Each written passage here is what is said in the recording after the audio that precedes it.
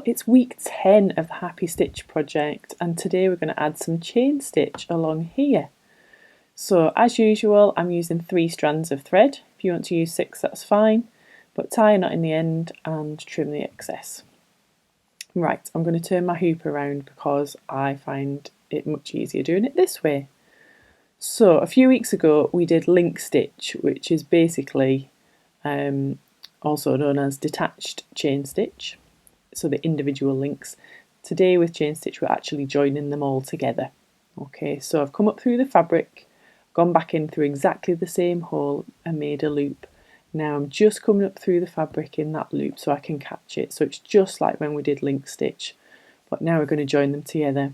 So you just repeat the process. So I'm going back down through that same hole, making a loop, and then coming up inside that loop and just gently pulling to catch it there.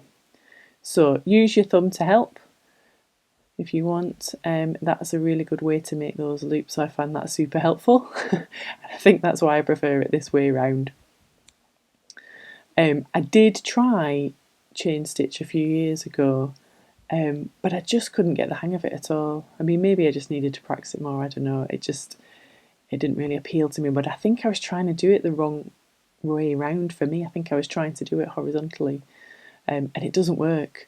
But now I'm much more confident in actually just kind of mixing things up and making it work for me. So whatever direction works for you, just feel free to give that a go and find out what's best.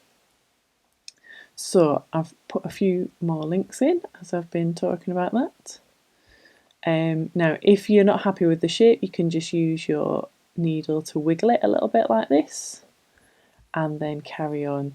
Remember, you don't want to pull your needle too tightly. You don't want to pull the thread too tight because you will pull it out of shape a little bit, so just be gentle with it, in the same way that we did the individual link stitches a few weeks ago.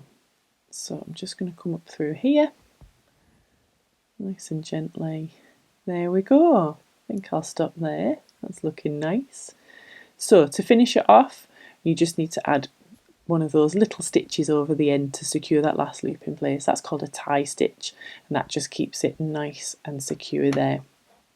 So be really careful, don't pull it too tight because you don't want to pull that last link out of place after all of that hard work. Just tie off at the end and then we'll trim it there.